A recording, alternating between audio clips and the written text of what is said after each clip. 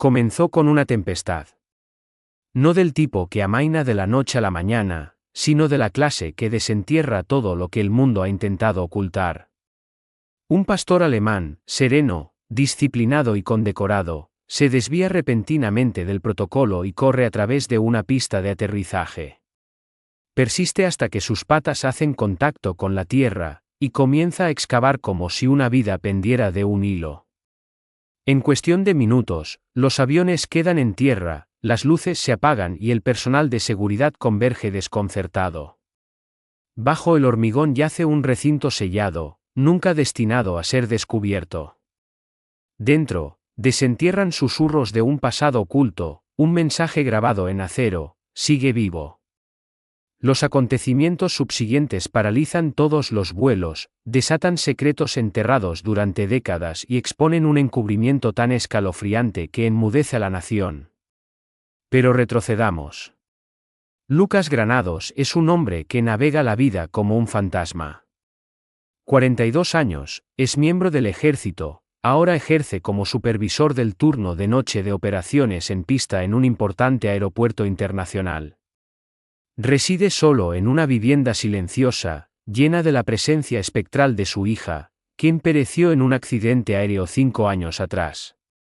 Mantiene su habitación intacta, sus fotografías sin enmarcar y su culpa sin articular. Se apoya en el orden, el procedimiento y el control, hasta que un pastor alemán llamado Eco destroza los tres como si fueran mero papel. Lo que comenzó como una patrulla rutinaria evoluciona hacia un enigma que abarca décadas, una voz atrapada tras unos muros, un niño dado por muerto hace mucho tiempo y un perro que se negó a olvidar. ¿Por qué excavaba Eco? ¿Qué dejaron atrás? ¿Y por qué la hija de Lucas intentó salvar a un niño que nadie recuerda? Solo hay una forma de averiguar la verdad, pero tenga cuidado, una vez que esta narración comience, le resultará imposible apartar la mirada. La lluvia azotaba las ventanas de la torre de control aéreo, silbando como susurros desde la oscuridad. Los relámpagos fracturaban el cielo con violentas puñaladas de blanco, iluminando momentáneamente la pista 9L con destellos cegadores. Dentro de la torre tenuemente iluminada, Lucas Granados estaba sentado solo, sus ojos vidriosos sobre las luces parpadeantes de las pantallas de los monitores. Para todos los demás, era solo otra noche de tormenta. Pero para Lucas, cada trueno se sentía como un recordatorio del silencio que había seguido a la última llamada del vuelo de su hija hacía 5 años. No había faltado a un solo turno desde entonces. La rutina embotaba el dolor, las reglas mantenían el duelo reprimido, hasta esta noche. Afuera, la agente Mara Velázquez paseaba a Eco a lo largo de la valla perimetral. El perro había estado tranquilo, inusualmente obediente durante los últimos meses. Confiaba en él más que en la mayoría de la gente. Pero sin previo aviso, Eco se detuvo, orejas tiesas, cuerpo bajo. Luego, en un borrón de pelaje empapado y músculo, se lanzó hacia el extremo lejano de la pista. «Eco», gritó ella, corriendo tras él, pero no se detuvo. Sus patas golpearon el hormigón resbaladizo por la lluvia y se desviaron hacia el arcén herboso al final de la pista. Allí, comenzó a cavar violentamente, como si la propia tierra lo hubiera traicionado. Mara lo alcanzó segundos después, con el corazón palpitante, empapada hasta los huesos. «Eco, ¿qué estás haciendo?» Pero él no reconoció su voz, simplemente siguió desgarrando el suelo como si algo llamara desde abajo. Las alarmas sonaron en la torre cuando se activó la alerta de intrusión. Lucas salió furioso. «Controle a su perro».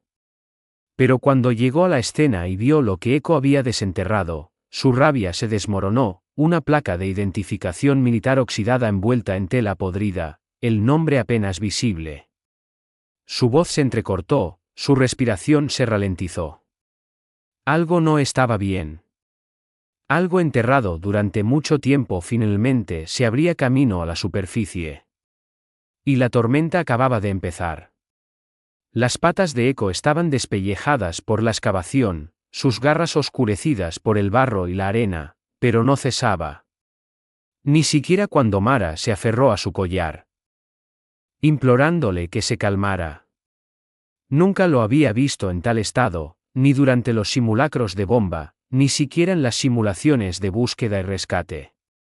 Su respiración era pesada, sus ojos salvajes. Era como si no estuviera meramente cavando en la tierra, intentaba rescatar algo. Para cuando Lucas llegó, las luces de seguridad se habían iluminado, proyectando una luminiscencia extraña sobre el campo empapado. 2 agentes del aeropuerto lo flanqueaban, preparados para sujetar al perro. «Sáquenlo de ahí», ladró Lucas, agitando un brazo. Pero Mara se interpuso protectoramente entre ellos, levantando la mano. «Esperen. Solo miren».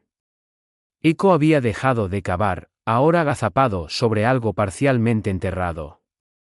Mara se inclinó, apartando la tierra, revelando la forma debajo.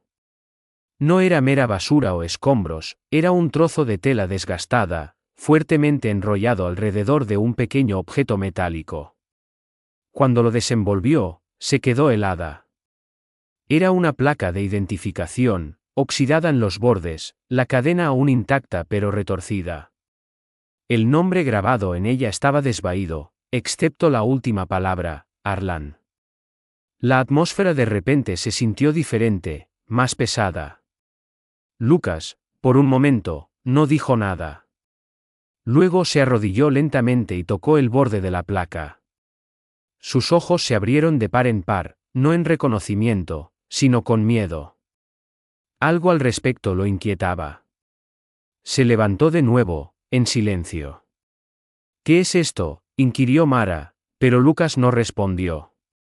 En lugar de eso, miró hacia el extremo lejano de la pista, donde la tierra se hundía ligeramente y se fusionaba con la negrura. «Ese nombre», susurró, «no debería estar aquí». Sobre ellos, un rayo fracturó el cielo de nuevo, esta vez más cerca. Eco permanecía sentado en silencio junto al agujero, con las orejas levantadas y el cuerpo inmóvil. Ya no estaba agitado. Había encontrado lo que buscaba. Sin embargo, de alguna manera, parecía como si esto fuera meramente el comienzo. La torre de control bullía de confusión. Los operadores se apresuraban a desviar los vuelos entrantes mientras las alertas rojas parpadeaban en todos los monitores. «Tenemos personal no autorizado en la pista», gritó alguien. «Acaban de llegar órdenes. Retrasen todos los despegues en la 9L inmediatamente». En cuestión de instantes, el control de tierra detuvo 3 vuelos que se preparaban para despegar. Los pilotos esperaban en un silencio atónito, sin saber que nada de esto se debía al clima o a un fallo mecánico, sino a un perro que había desenterrado un nombre borrado hacía mucho tiempo de todos los registros. Lucas permanecía inmóvil cerca del lugar de la excavación, la lluvia empapando sus hombros mientras miraba la placa de identificación en la mano de Mara. Su mente corría, pero su boca no decía nada. Mara se volvió hacia él de nuevo. «Reconociste el nombre, ¿verdad?». Pero aún así, Lucas no respondió. En lugar de eso, dio un lento paso hacia atrás. «Despejen la pista ahora». Ni siquiera esperó confirmación antes de caminar hacia el vehículo de operaciones, con los labios apretados y la respiración superficial. El pasado que había enterrado años atrás acababa de abrirse camino de regreso a su mundo. De vuelta en la valla perimetral, una figura permanecía sola bajo una farola parpadeante, Arlan, el conserje jubilado, su vieja chaqueta aferrada a su esquelética figura. Observaba las luces intermitentes y la conmoción desde la distancia, inmóvil. Cuando Eco había comenzado a cavar, se había quedado helado. Ahora susurraba para sí mismo, temblando. «Les dije que volvería», masculló, agarrando el borde de la valla. «Nunca lo sellaron bien. No lo suficientemente profundo. No después de lo que le pasó a ese chico. Nadie lo vio. Nadie lo oyó. Pero él lo vio todo. Mientras tanto, Eco permanecía inmóvil junto al agujero, sus ojos fijos en la tierra que había desgarrado, como si esperara que volviera a hablar. Mara miró a su alrededor. Sin viento, sin tráfico, sin palabras. Solo un silencio que presionaba con fuerza contra el pecho. La pista se había quedado en silencio, pero no en paz. Era el tipo de silencio que solo llega antes de que algo esté a punto de emerger. Por la mañana, el aire vibraba con un pánico contenido. No entre el público, los vuelos solo habían experimentado aplazamientos temporales, sino entre bastidores, dentro de la infraestructura del aeropuerto, las preguntas proliferaban como un incendio descontrolado. Lucas había documentado el suceso como una anomalía subsuperficial no identificada, una designación nebulosa empleada cuando faltaban explicaciones y el escrutinio era intenso. La realidad, sin embargo, era que nadie podía explicar por qué un can había desenterrado una placa militar de décadas de antigüedad en terrenos aeroportuarios vigilados, o por qué el nombre inscrito en ella evocaba una respuesta en Lucas que no se atrevía a articular. Una unidad forense llegó al mediodía, seguida por un equipo de radar de penetración terrestre portátil. Mara, aún perturbada, permaneció cerca de Eco, quien no se había apartado ni una vez del agujero excavado. Persistía en olfatear su periferia, ocasionalmente escarbando, como si más yaciera oculto justo debajo de la superficie. Cuando los escáneres se introdujeron en el suelo, los hallazgos fueron inmediatos e improbables. Bajo la hierba y el hormigón yacía una extensión hueca, ancha y estructurada como una cámara. No formaba parte de ningún túnel de servicio o sistema de drenaje documentado. Lucas, examinando los datos, palideció. Había ángulos, paredes y, más desconcertante aún, flujo de aire. Un técnico introdujo la mano en la abertura que Eco había iniciado y recuperó algo peculiar, un fragmento de papel enrollado, manchado de agua y delicado. Mara lo desenrolló con cuidado, y en el instante en que lo vio, sus rodillas casi cedieron. Era el dibujo de un niño, rudimentario pero nítido, un niño de pelo oscuro cogido de la mano de un perro grande, de pie bajo un avión en el cielo.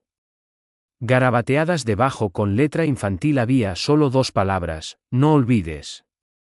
Lucas retrocedió, su corazón latiendo más fuerte que los distantes motores. Esto no era mero escombro. Esto no era un pozo de mantenimiento derrumbado. Lo que yaciera enterrado bajo la pista era personal, no solo para Eco, sino quizás para alguien que nunca debió ser redescubierto. Y, sin embargo, estaba llamando. Mientras la mayor parte del aeropuerto bullía con vuelos reprogramados y viajeros exasperados, el lejano tramo de la pista 9L permanecía acordonado con cinta de precaución y envuelto en un silencio vigilado. Mara estaba sentada en silencio sobre una caja de servicio, Eco descansando a sus pies, aún inmóvil. No había ladrado ni gruñido desde que se descubrió el dibujo, simplemente observaba el agujero que había excavado, como si esperara nuevas revelaciones. Lucas había desaparecido de nuevo en el edificio de operaciones, haciendo llamadas en voz baja, recuperando viejos registros, buscando algo, o a alguien. Fue entonces cuando Mara volvió a ver al anciano, de pie justo más allá de la valla. Misma posición, misma postura, la misma expresión distante y atormentada en sus ojos. Caminó hacia él, sus botas chapoteando en la hierba húmeda, y se le acercó con cautela. Ha estado observando toda la mañana, afirmó. ¿Por qué? El hombre no se inmutó, ni siquiera parpadeó. Dijeron que se había acabado, que lo enterramos lo suficientemente profundo, su voz carraspeó como hojas secas. Pero ese perro, él sabe. Siempre lo hacen. Mara lo miró fijamente. ¿Quién es usted? Se giró lentamente para mirarla a los ojos. Me llamo Arlon. Trabajé aquí cuando la Terminal 3 aún era nueva. Antes del incendio. Antes del silencio. Ella frunció el ceño. ¿Sabía lo que hay ahí debajo? Él asintió. Estuve allí la noche que lo cerraron. Oí los golpes, los gritos. Nadie escuchó. Echaron hormigón encima al día siguiente. Dijeron que era un daño estructural, pero no lo era. Había un niño atrapado ahí abajo. Intenté hablar, pero me amenazaron. Dijeron que era seguridad nacional. Su voz se quebró. Todavía lo oigo. Los golpes. A Mara se le revolvió el estómago. Un niño. Arlon retrocedió. Deberían dejar de cavar. Eso no es solo un agujero. Es una tumba que alguien no quería que se encontrara. Se giró para mirar a Echo, que ahora estaba sentado erguido de nuevo, con las orejas aguzadas y los ojos fijos en la tierra. Algo dentro de Mara se retorció. La voz de Arlon, ahora apenas un susurro, flotó tras ella. No se encuentra a los muertos a menos que quieran ser encontrados. El equipo de radar operaba casi en silencio, agazapado junto al lugar de la excavación con sus escáneres portátiles emitiendo un suave zumbido. Los datos llegaban lentamente, densas capas de tierra, hormigón armado. Entonces, apareció algo nítido, un conjunto de líneas simétricas, geométricas, inequívocamente artificiales. Uno de los ingenieros señaló la pantalla. Hay una estructura ahí abajo, a unos 3,5 metros. Lucas estaba de pie sobre su hombro, con los brazos cruzados y la mandíbula apretada. Había visto esquemas de infraestructuras clasificadas antes, pero esto no estaba en ningún plano, ni siquiera en los arcaicos de décadas pasadas. ¿Qué es eso?, inquirió Mara, con los ojos fijos en la forma. Es una cámara, afirmó el técnico. Tiene paredes, ángulos. Esto no formaba parte de los cimientos originales. Lucas masculló algo en voz baja y se alejó, llamando a alguien por teléfono. Mara pudo oír fragmentos. No, está activo. Sí, vi la placa. Ha vuelto. Necesitamos autorización ahora. Terminó la llamada con manos temblorosas. Fue entonces cuando ocurrió. Echo se levantó bruscamente, con el pelo erizado, y emitió un profundo y gutural gruñido, tan bajo que pareció hacer vibrar el suelo. Se lanzó hacia una grieta cercana en la pista, una que había pasado desapercibida hasta entonces. Sin dudarlo, comenzó a escarbar en ella, frenético y salvaje. Un sonido sordo retumbó en el aire como un trueno, pero no desde arriba, la propia tierra tembló. Todos se quedaron helados. Las grietas se ensancharon por el asfalto como venas abriéndose, y la pista se movió ligeramente bajo sus pies. El técnico del escáner gritó: «Es inestable. Toda la esquina se está hundiendo». Lucas agarró la radio de su cinturón. «Todos los vuelos en tierra ahora. Cierren la 9L». Las sirenas iluminaron el cielo con un pulso de rojo y blanco. Los equipos se apresuraron a asegurar la zona, pero Echo no se movió. Se quedó en la fractura que se ensanchaba, con la cola en alto, mirando fijamente la negrura de abajo. Y entonces un sonido emanó de debajo, no un terremoto, no rocas moviéndose, sino un único golpe hueco, seguido de otro, y otro, cada uno perfectamente sincronizado, como si alguien siguiera golpeando para que lo dejaran salir. El equipo de excavación llegó al amanecer con maquinaria pesada, sus vehículos al ralentí suavemente junto a la ahora fracturada pista.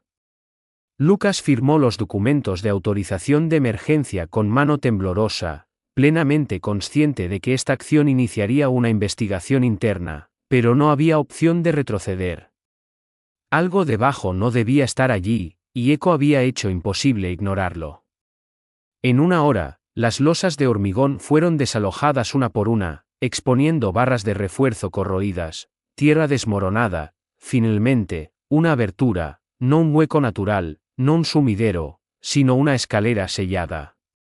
El aire que surgió era frío y rancio, portando un olor que no pertenecía a la tierra, el aceite o el combustible, olía a tiempo perdido. Mara descendió primero, con Eco a su lado. Lucas la siguió, acompañado por 2 ingenieros y un médico de apoyo. La escalera era estrecha, tallada en un hormigón que se había desgastado como huesos bajo presión. En su base, encontraron una puerta de acero, abollada y envejecida, con letras amarillas desvaídas apenas discernibles en su parte superior, contención B. No desprecintar. No estaba cerrada con llave, ni tenía corriente, simplemente estaba cerrada.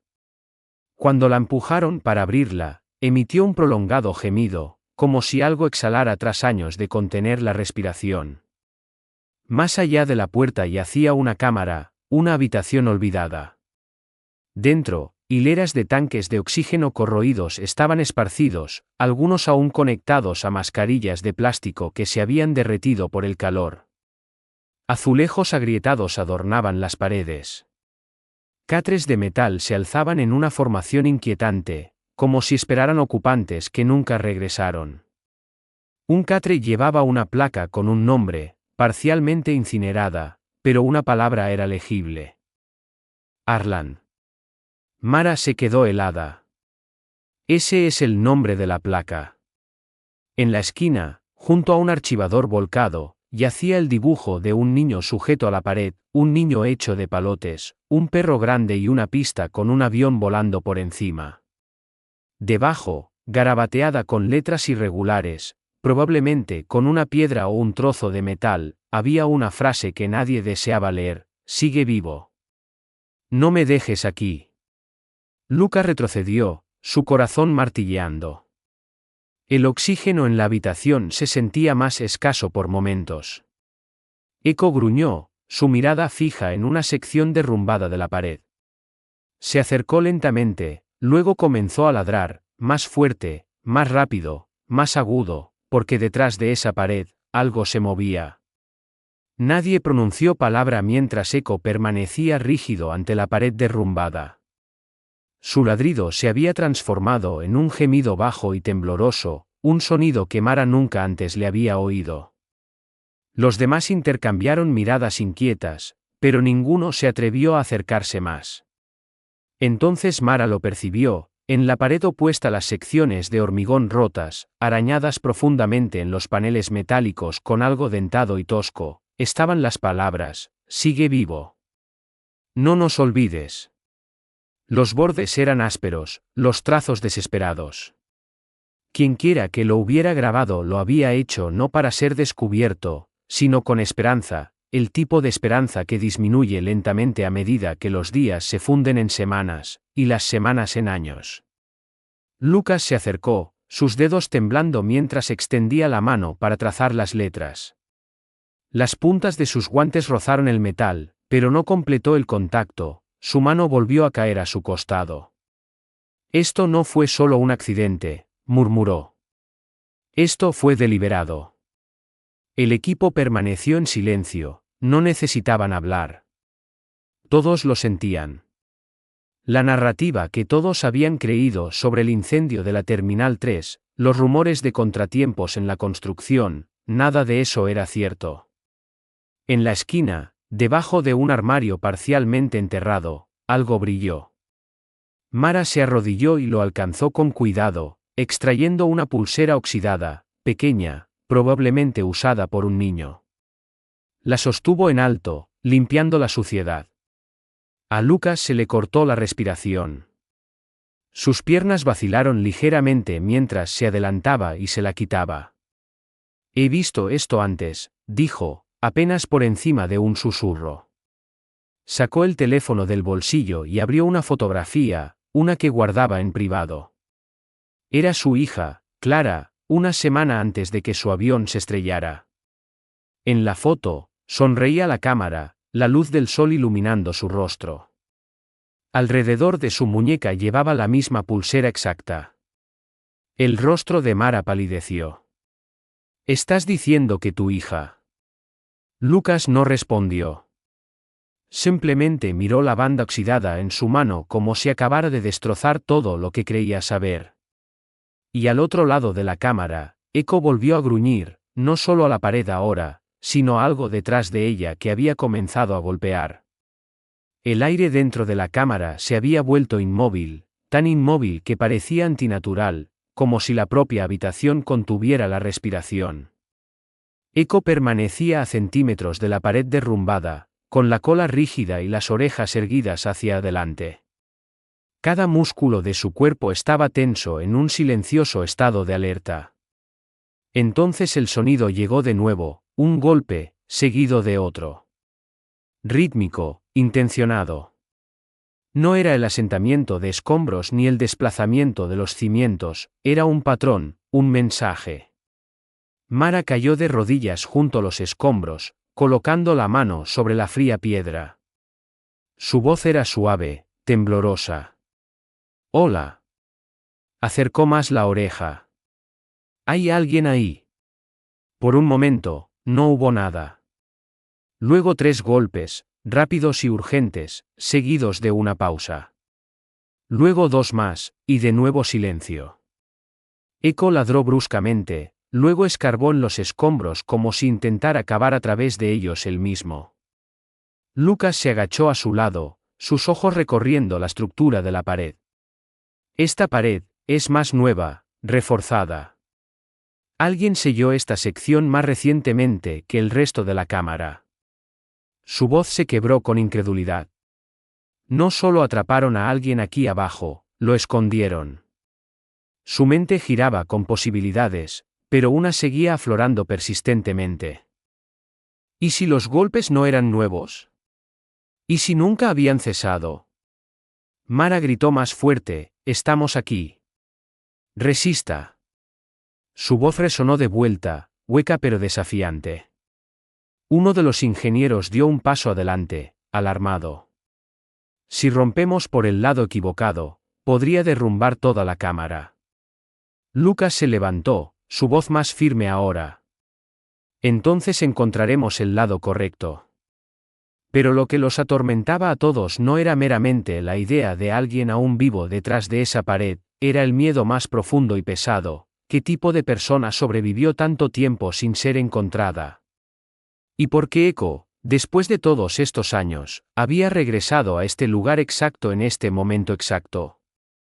Mientras los golpes comenzaban de nuevo, más fuertes, más desesperados, Mara se volvió hacia Lucas, su voz temblando. «¿A quién dejamos ahí abajo?» Echo simplemente siguió ladrando. Los golpes eran indistintos al principio, suaves y constantes, como la reverberación de un latido enterrado en lo más profundo del núcleo de la Tierra. 1, 2. Pausa. Luego otra vez, un ritmo demasiado deliberado para ser una tubería que se mueve o el gemido de una vieja estructura. Todos en la cámara se quedaron helados, sus oídos esforzándose, su aliento contenido en sus gargantas. Echo emitió un ladrido repentino que resonó a través del caparazón metálico del espacio subterráneo. Su cuerpo se presionó bajo, sus ojos fijos en la pared fracturada. Luego vino otro golpe, más fuerte, más cercano, una respuesta. La voz de Lucas, quebrada y reseca, apenas formó las palabras: «Eso no es posible». Mara dio un paso adelante instintivamente, cayendo de rodillas y presionando su oreja contra la pared. El frío metal le picó la piel, pero no se movió. Su pulso retumbaba. Detrás de la pared, una respiración, superficial, forzada, y luego un rasguño. No aleatorio, no errático, sino un patrón. Alguien estaba allí. Alguien seguía vivo. «Abran la pared», ordenó Mara, su voz temblando. «Ahora». El equipo vaciló. Uno de los ingenieros protestó: «No sabemos qué hay detrás de esa estructura. Si la rompemos mal, podría causar otro derrumbe». Pero Echo soltó un aullido que silenció la habitación. No era pánico, era dolor, reconocimiento, luto y urgencia fusionados en un solo sonido que traspasaba el alma. Lucas no esperó. Agarró una palanqueta y la golpeó contra la línea de fractura. Una vez. 2 veces. El metal gimió, y el polvo cayó como ceniza de las junturas. «Ayúdenme», gruñó. Mara se unió a él, luego los otros. Con cada golpe, el aire se volvía más pesado, el espacio se sentía más pequeño. Y entonces, desde dentro de la pared, justo cuando hacían una pausa para recuperar el aliento, una voz. Era débil, seca, un susurro más que una palabra, pero estaba allí. Eco. Mara dejó caer la palanqueta. El cuerpo de Eco temblaba, sus orejas pegadas, su cola inmóvil. Lentamente, dio un paso adelante, colocando una pata suavemente contra la pared. Y del otro lado llegó un sollozo humano, frágil, desesperado, el tipo de sonido que uno hace cuando el mundo finalmente responde después de años de silencio. Aquella noche, mientras las tempestades barrían de nuevo el horizonte, Mara estaba sentada en su apartamento, con el portátil abierto y archivos esparcidos por la mesa, artículos de noticias, ecos, registros, imágenes escaneadas de la pulsera y el boceto infantil recuperado de la cámara. Todo indicio apuntaba a algo más profundo, algo oculto bajo versiones oficiales y engaños pulidos. Accedió al registro de admisión original de Eco, y una sola línea captó su atención: Guía Capitán Tomás Sierra. El nombre resonó como un eco de una era pasada. Introdujo el nombre en todas las bases de datos gubernamentales a las que pudo acceder. Nada. Ni un solo registro, ni siquiera una notificación de jubilación. Entonces, justo cuando estaba a punto de abandonar la búsqueda, su teléfono se iluminó: llamada desconocida, sin identificación. Su pulgar vaciló antes de contestar. Mara, afirmó una voz áspera. No debías encontrarlo.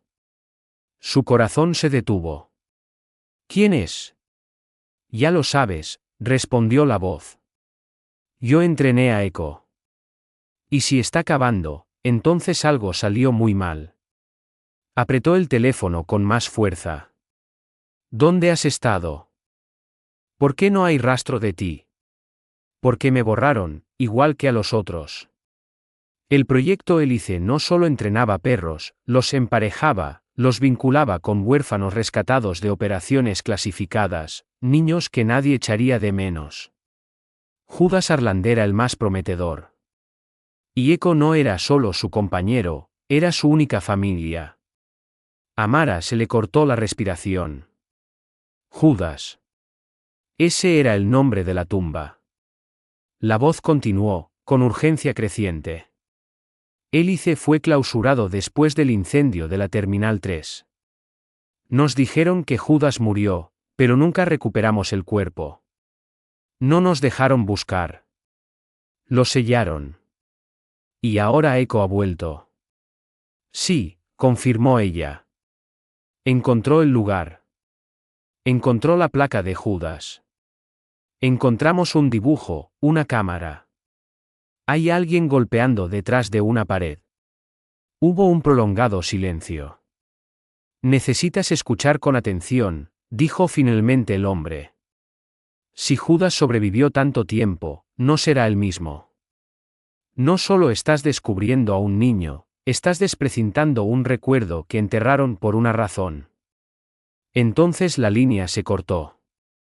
Lucas estaba en el umbral de la antigua habitación de su hija, el silencio oprimiéndolo como siempre. El aire aún conservaba débiles rastros de su perfume. Había fotografías pegadas a las paredes, un cuaderno azul yacía en su mesita de noche, nunca le permitió leerlo. No había entrado en esta habitación en más de un año, no desde el día en que la aerolínea le envió sus últimas posesiones. Pero ahora, algo dentro de él se agitaba, algo más allá del duelo, una conexión que no podía ignorar.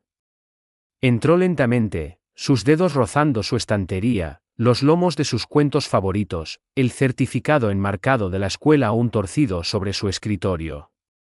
Entonces abrió el cajón. Al principio se resistió, atascado por el tiempo o la tensión. Con una pequeña sacudida, se deslizó y, dentro, Anidado bajo capas de grullas de papel dobladas, había un álbum de recortes, hecho a mano, meticulosamente ensamblado con cinta adhesiva japonesa, pegamento viejo y afecto.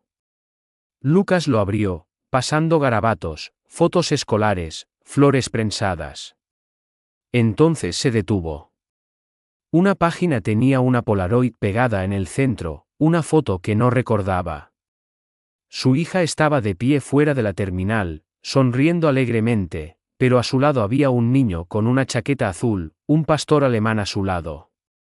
La expresión del niño era cansada, desgastada, pero sus ojos estaban fijos en Eco. Debajo de la foto, su hija había escrito: «Voy a ayudarlo, aunque nadie más lo haga». Lucas se quedó mirando, con el corazón helado. No había conocido a este niño, nunca había oído su nombre, pero de alguna manera su hija había conocido a Judas y nunca se lo había dicho. ¿Por qué? ¿Cuándo fue esto? El día que abordó el avión. ¿Había vuelto a entrar en la Terminal 3 ese día? No por el equipaje o una puerta equivocada, sino porque lo estaba buscando. Su mente daba vueltas. Las piezas ya no parecían una coincidencia. La pulsera, el dibujo, el regreso de Eco, todo convergía en la misma verdad. Su hija no había perecido en aquel accidente sin motivo, había muerto intentando salvar a alguien que nadie más recordaba. La instalación debía estar cerrada, con candado y abandonada después de que el gobierno retirara su financiación años atrás, pero las oxidadas puertas cedieron con demasiada facilidad cuando Mara empujó. Enredaderas crecidas se retorcían a lo largo de la valla, y luces de seguridad fracturadas bordeaban el pavimento agrietado como centinelas silenciosos. Aquí era donde Eco había recibido entrenamiento. Solo había oído historias al respecto, un programa ultrasecreto que emparejaba K9 de élite con guías especializados. Pero cuanto más investigaba, más se difuminaban esas narrativas en sombras y silencio. El edificio principal de entrenamiento estaba oscuro y rancio, el polvo aferrado al aire. Las estanterías estaban vacías, los armarios abandonados. Pero al final de un largo pasillo, detrás de una puerta deteriorada, Mara descubrió algo intacto, un almacén.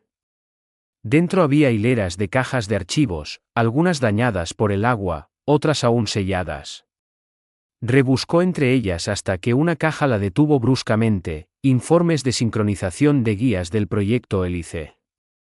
Confidencial. Su corazón latió con fuerza. Dentro había archivos que contenían fotografías, marcas de tiempo, análisis de comportamiento, perros, niños. Una página detallaba un emparejamiento: sujeto, Eco, pastor alemán, ID 1129. Guía, Judas Arlan, 10 años.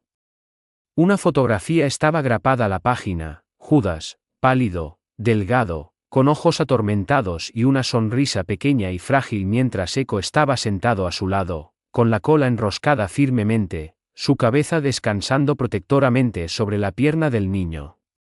No meramente una pareja de trabajo, sino un lazo, una conexión más fuerte que cualquier correa. Mara tragó saliva con dificultad. Pasó las páginas restantes: métodos experimentales, evaluaciones psicológicas, frases como impronta emocional detectada y sincronización de empatía avanzada. Pero fue la anotación final la que la sacudió: advertencia, Eco retendrá memoria traumática. Si ocurre la pérdida del sujeto, Eco puede intentar regresar al punto de origen. Mara se recostó, el peso de todo cayendo sobre ella. Eco no solo había recordado, había obedecido su última conexión. Había regresado por Judas, aunque nadie más lo hubiera hecho. La cámara se había vuelto gélida, excesivamente gélida. Incluso con luces ensartadas a lo largo del techo y generadores portátiles zumbando débilmente en segundo plano, algo en el aire se sentía anómalo. Eco ya no ladraba, pero no se había apartado de la pared, ni una sola vez. Permanecía posicionado, las orejas moviéndose ante sonidos que nadie más podía percibir: su cuerpo tenso como una cuerda a punto de romperse. Era desconcertante observar a un perro reconocido por su serena compostura comenzar a desmoronarse sin previo aviso. Mara estaba cerca con un pequeño micrófono parabólico prestado del equipo forense. Se habían reído entre dientes cuando lo solicitó, pero después de todo lo que habían presenciado, nadie reía ahora. Lo apuntó hacia la sección sellada de la pared donde habían comenzado los golpes y ajustó el rango de frecuencia.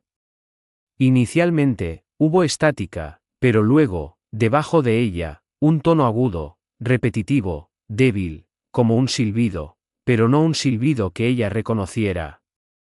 La cabeza de Echo se giró hacia el sonido en el momento en que se filtró por los altavoces. Su cuerpo comenzó a temblar, no de miedo, sino de reconocimiento. Lucas se acercó, frunciendo el ceño. ¿Qué es eso? Mara miró fijamente los niveles de audio, que habían comenzado a subir. No es retroalimentación. Es controlado, como una baliza o una señal. Entonces ocurrió algo inesperado. De una tubería incrustada en el rincón más alejado de la cámara, un viejo respiradero sellado, se deslizó un susurro, tan bajo que apenas se registró. ¿Hay alguien ahí? El aire cambió. Echo gimió. Las manos de Mara se entumecieron. Lucas se movió lentamente hacia el respiradero. Hola, dijo suavemente. Silencio, luego el susurro de nuevo, esta vez más claro, una voz frágil, temblorosa, pero humana. Echo. Toda la cámara quedó inmóvil. No era un recuerdo. No era un fantasma. Alguien lo estaba llamando. Y de alguna manera, a pesar de todo lo enterrado, Echo lo había oído primero. Lucas no había experimentado sueños en años, no sueños genuinos. Sus noches solían ser vacías, sumergidas en silencio o en recuerdos demasiado angustiosos para revisitarlos. Pero la noche siguiente al susurro, la voz llamando a Echo, se despertó bañado en sudor frío, con la respiración agitada y el corazón acelerado. Las imágenes permanecían grabadas tras sus párpados, demasiado vívidas para ser mera imaginación. Llamas lamían vigas de acero, un humo espeso se enroscaba por estrechos pasillos. La voz de un niño gritaba desde la oscuridad, no aleatoria, no general, sino específica, familiar. Podía ver el rostro del niño, cubierto de ceniza, presionado contra un panel de vidrio mientras una puerta de seguridad se cerraba de golpe.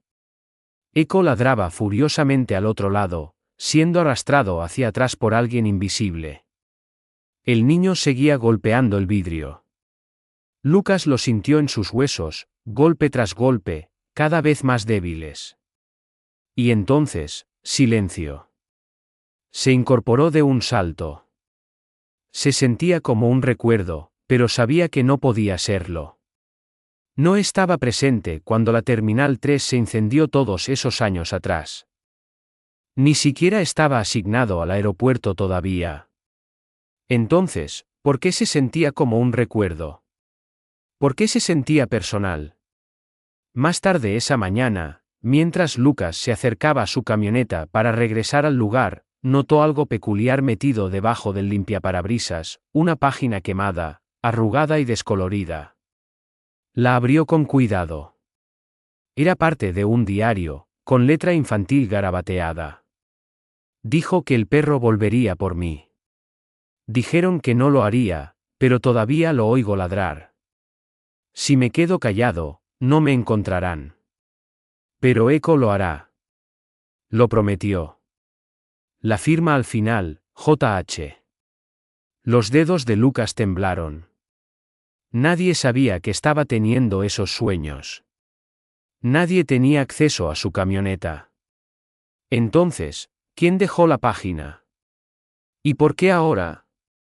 Miró hacia la pista donde Echo estaba sentado cerca de la pared derrumbada de la cámara, mirando al cielo.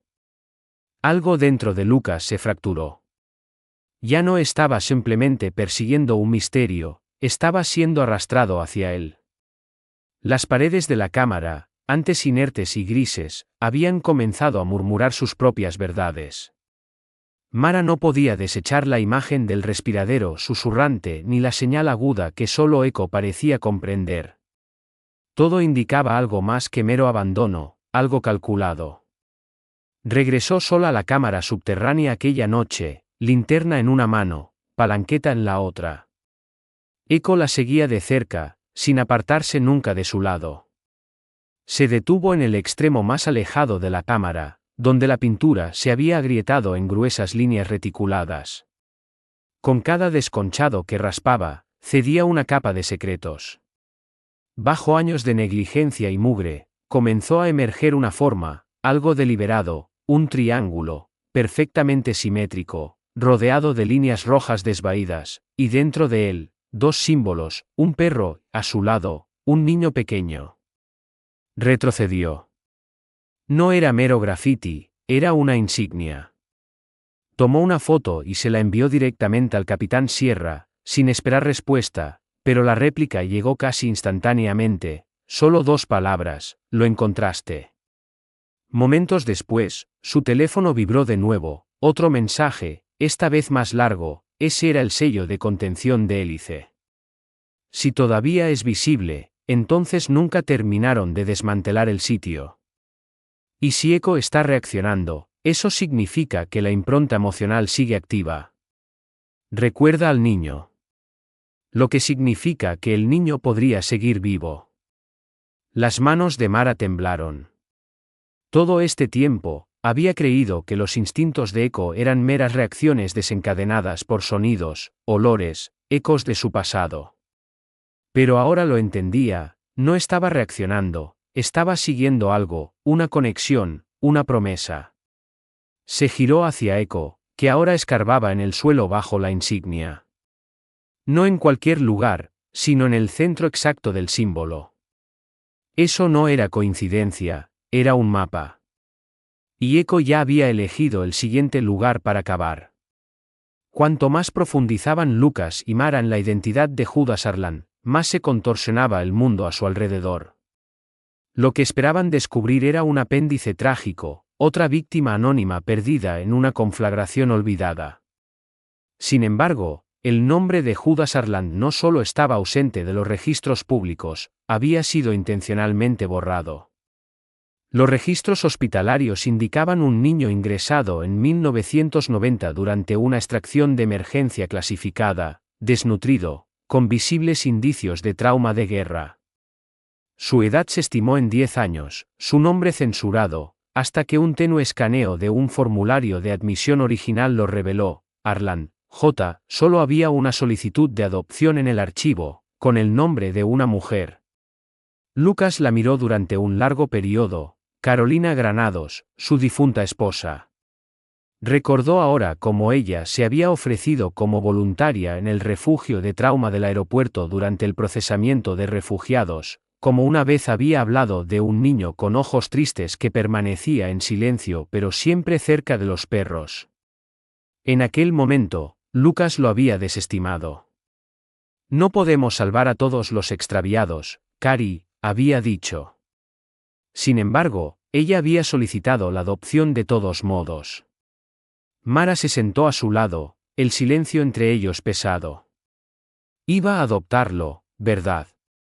Lucas asintió lentamente, el peso de ello aplastante. Pero ocurrió el incendio. Le dijeron que no sobrevivió. Se estaba formando una nueva comprensión, una más oscura de lo que ninguno de los dos deseaba afrontar. Judas no era meramente un niño olvidado, era casi familia, alguien a quien Carolina había intentado salvar, y alguien a quien Eco una vez había pertenecido. Revisaron los registros del refugio, Judas nunca había sido dado de alta. Ningún traslado, ningún entierro, ningún tutor listado, solo un callejón sin salida. Excepto que Eco lo había recordado. Y Lucas ahora se dio cuenta, con una punzada más aguda que el duelo, que su hija también podría haberlo sabido. ¿Y si Clara había descubierto la verdad? ¿Y si fue a buscar a Judas? ¿Y si el accidente no fue meramente una tragedia, sino una consecuencia. Y Judas, no solo lo dejaron atrás, fue deliberadamente eliminado del registro. El orfanato se alzaba en la periferia de la ciudad, oculto tras árboles descoloridos y vallas corroídas, el tipo de establecimiento por el que la mayoría de la gente pasaba sin pensarlo dos veces. Lucas no había regresado aquí en décadas, no desde el día en que su esposa intentó llevarse a Judas a casa. Sin embargo, cruzar aquellas puertas de nuevo fue como entrar en un recuerdo que no se había ganado. Voces infantiles resonaban débilmente en los pasillos, pero una frialdad impregnaba el aire que no provenía del clima. Los guiaron a un ala tranquila reservada para pacientes con traumas de larga duración. La enfermera, una mujer mayor con ojos cansados, les indicó una pequeña habitación al final del pasillo. No habla, dijo suavemente. No desde que lo trajeron hace 3 años. No sabemos de dónde vino. Lo encontraron vagando por el borde del antiguo aeródromo, solo, desorientado, cubierto de hollín y sangre. Pero no dice ni una palabra. Dentro, un niño estaba sentado en el suelo, de no más de 10 años, de espaldas a la puerta. Había lápices de colores esparcidos a su alrededor, y las paredes estaban cubiertas de dibujos, docenas de ellos, todos representando la misma escena, un pastor alemán, dibujado en rojo, negro y marrón, siempre envuelto en llamas, siempre ladrando a una pared. Mara se acercó, atónita. Ese es Eco, susurró. El niño se giró lentamente. Sus ojos se encontraron con los de Eco a través del umbral, y por un momento, el mundo se detuvo. Sin miedo, sin vacilación, solo reconocimiento profundo y doloroso. Entonces el niño susurró la primera palabra que alguien le había oído pronunciar en años: Judas. La enfermera jadeó. Lucas se arrodilló, mostrándole al niño una foto de la placa de identificación, la pulsera, el dibujo de la cámara. El niño extendió la mano y lo tocó, luego miró a Lucas y dijo suavemente: esperó. Lo oí. Nunca paró. Y entonces comenzó a llorar, no como un niño, sino como alguien que había guardado demasiado silencio durante demasiado tiempo. Judas estaba vivo. Quizás no el Judas que recordaban, pero estaba en alguna parte, y seguía esperando que Eco terminara lo que empezó. El cementerio estaba tranquilo, envuelto en el tipo de frialdad profunda que parecía extenderse más allá del mero sonido.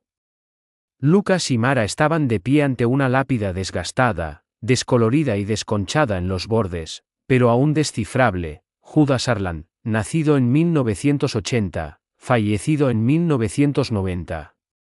Una parcela pequeña y discreta situada en la última fila cerca de la linde del bosque, olvidada, desprovista de flores o visitantes, meramente un marcador torcido con una falsedad grabada en piedra. Lucas la miró, con los brazos cruzados y los nudillos blancos. Tenía 10 años cuando dijeron que murió. La misma edad que Clara cuando vio por primera vez a Eco. La misma edad que el niño del orfanato. Simplemente copiaron y pegaron un nombre en una tumba. Mara se arrodilló, apartando las hojas del suelo. ¿Crees que alguien siquiera lo enterró aquí? No necesitaron una respuesta.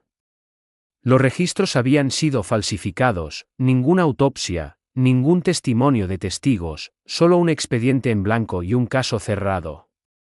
Cuando examinaron la documentación de la tumba, los papeles los llevaron en círculos, firmas que no coincidían, registros de transporte desaparecidos. Incluso el director de la funeraria que figuraba en la lista había sido declarado fallecido 2 años antes de la supuesta muerte de Judas.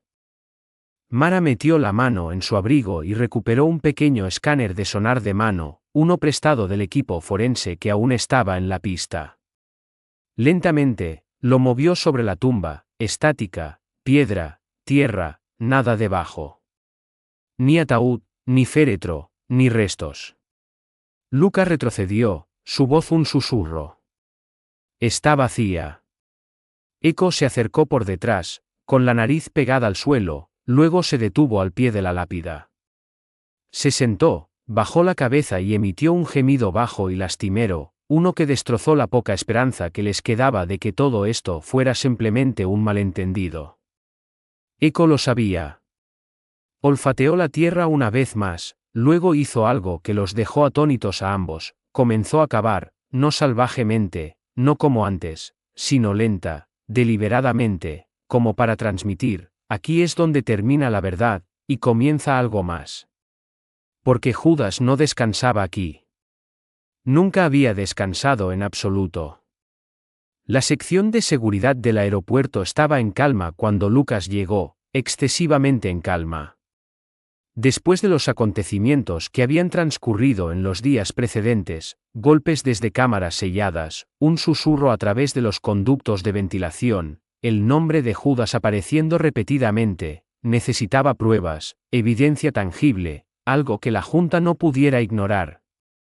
Si Judas había sobrevivido, y si Eco había estado regresando a él todo este tiempo, entonces debían existir grabaciones. Las cámaras cerca de la pista 9L estaban entre las más avanzadas del estado, nunca dejaban de grabar, o eso creía él. Entró en la sala de servidores, asintiendo al empleado del turno de noche detrás del mostrador. Necesito extraer grabaciones de la pista 9L, últimas 48 horas, infrarrojos, térmicas, registros de sonido, todo. El técnico frunció el ceño. Eso es extraño, masculló, tecleando en el sistema. No muestra datos para esa sección. Volvió a hacer clic. Hay un vacío. Nada de las últimas 3 noches, solo en blanco. Lucas se inclinó. En blanco como borrado. El técnico asintió, entrecerrando los ojos. Y no solo borrado, reescrito. Alguien con autorización de administrador cubrió toda la unidad con archivos de ruido, como si quisiera asegurarse de que no fuera posible ninguna recuperación. A Lucas se le heló la sangre. ¿Quién poseía tal acceso? La pantalla parpadeó. El empleado volvió a hacer clic, luego hizo una pausa. Esto no puede ser correcto. Un único código de acceso, un nivel de autorización que Lucas no reconocía, uno que no se había utilizado desde el incendio en la Terminal 3. Fue entonces cuando un sobredoblado se deslizó por el mostrador desde atrás. Lucas se giró para ver a un hombre con uniforme de mantenimiento, un extraño. Tome esto, dijo en voz baja, sin mirar a Lucas a los ojos, luego olvide que estuve aquí. Desapareció antes de que Lucas pudiera responder. Dentro del sobre había una unidad de memoria flash y una nota, lo dejaron. Está todo aquí antes de que borren esto también. Lucas miró los monitores oscuros, su corazón latiendo con fuerza. Alguien ya había intentado borrar a Judas una vez, y estaban tratando de hacerlo de nuevo. Pero esta vez, no fueron lo suficientemente rápidos. La quietud no perduró. A la mañana siguiente, vehículos todoterreno negros bordeaban la entrada restringida del aeropuerto. Hombres con trajes sin distintivos se movían por la seguridad como si fueran los dueños del lugar, sus insignias desconocidas pero imponiendo respeto. Seguridad Nacional, anunciaron, protocolo de emergencia nacional. Se ordenó a todos los departamentos cesar sus operaciones hasta nuevo aviso. La atmósfera cambió, la aprensión reemplazó al desconcierto. Se ladraban órdenes, se confiscaban archivos y, de repente, todos estaban bajo vigilancia. Y entonces llegó el agente Gabriel Rivas, de ojos fríos, preciso, el tipo de individuo que nunca hacía preguntas porque ya poseía las respuestas. Encontró a Lucas en el pasillo de operaciones con un apretón de manos que se sintió más como una advertencia. Estamos aquí para asegurar que su aeropuerto no se convierta en el próximo titular, afirmó Rivas, sereno y conciso. Este incidente ha escalado más allá de su jurisdicción. Lucas no se inmutó. ¿De qué incidente estamos hablando? Agente. Rivas ofreció una leve sonrisa. del que usted no está cualificado para gestionar. Mara llegó momentos después, Eco a su lado. En el instante en que Rivas se acercó, el comportamiento de Eco cambió, se le erizó el pelo, un gruñido bajo retumbó en su garganta, profundo e instintivo. Rivas ni siquiera parpadeó. Controle a su animal, dijo secamente. Nunca ha reaccionado así, comentó Mara, observando a Eco de cerca. Lucas lo notó entonces, justo debajo del puño de la camisa de Rivas, un tatuaje descolorido, casi oculto, un triángulo con un perro y un niño dentro, el símbolo de hélice. Rivas siguió su mirada. Algunos programas es mejor olvidarlos, masculló. Fue entonces cuando Lucas lo supo, Rivas no era meramente un agente de limpieza, era parte de la misma entidad que habían desenterrado. No solo un testigo, sino un guardián. Y ahora estaba aquí para asegurar que lo que Judas dejó atrás permaneciera enterrado para siempre. Lucas ya no confiaba en muchas personas, pero confiaba en Mara, y Mara confiaba en Eco. Eso era suficiente. Así que, cuando la unidad de memoria flash encriptada del hombre anónimo iluminó la pantalla de su portátil, no lo denunció, no lo registró, simplemente observó. La grabación no era nítida, granulada, distorsionada, pero lo que mostraba golpeaba más fuerte que cualquier cosa que hubiera presenciado antes. Una marca de tiempo, 15 años atrás. Un pasillo sellado, humo ascendiendo, alarmas chillando en segundo plano. La cámara recorrió un túnel de búnker, luego se fijó en un niño, Judas, pequeño, aterrorizado, golpeando con los puños una gruesa puerta de cristal. Gritaba algo. Una voz llegó a través del micrófono, Eco. Eco. No me dejes. Pero la parte más devastadora, Eco estaba allí, al otro lado del cristal, ladrando, embistiendo, intentando alcanzar al niño, su correa sujeta firmemente por un guía armado. El guía se giró, arrastrando a Eco. Judas gritó más fuerte. Eco se resistió, casi derribando al hombre, pero la puerta se deslizó cerrándose entre ellos. El vídeo parpadeó y se cortó a negro.